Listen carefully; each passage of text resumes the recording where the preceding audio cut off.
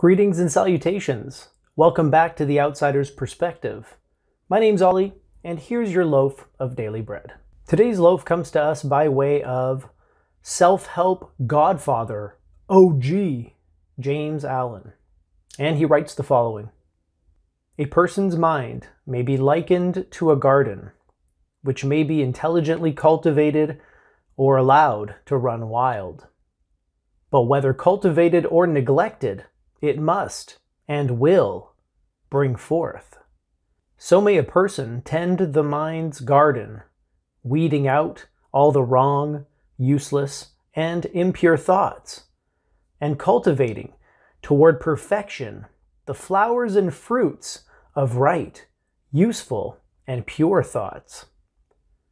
By pursuing this process, a person sooner or later discovers that they are the master Gardner of the soul, the director of their life.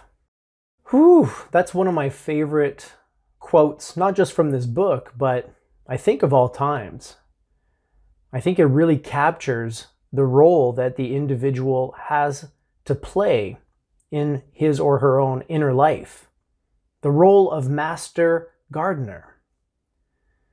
The analogy is quite apt because the mind really does produce thoughts all on its own.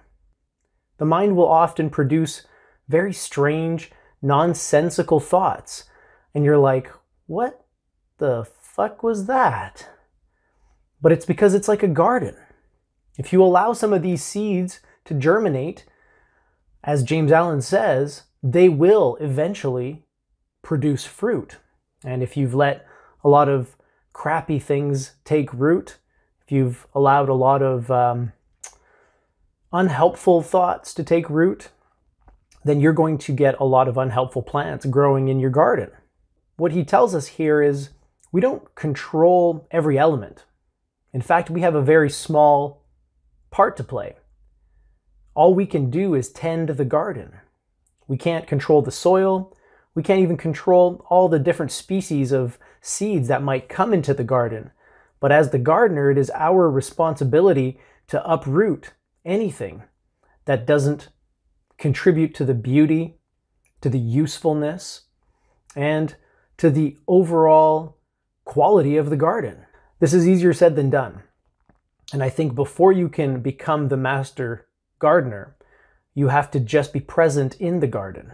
So if you haven't picked up a mindfulness practice yet, if you haven't spent a lot of time observing and listening to your thoughts, then I would suggest that that is the first step. You can't be a gardener if you're never in the garden. So spend some time in the garden and see what's growing there now.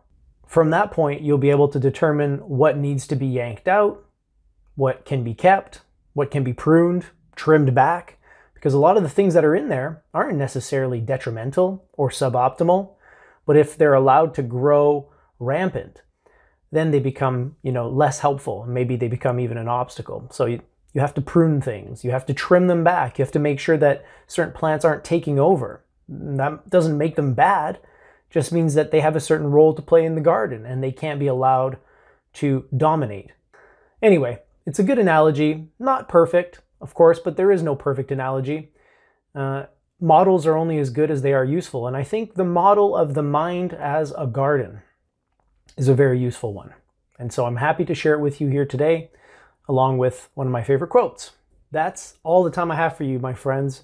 I hope you got something out of that. I hope it was enjoyable for you, because it's always enjoyable for me. So I will catch you in the next episode. Until then, live well, my friends.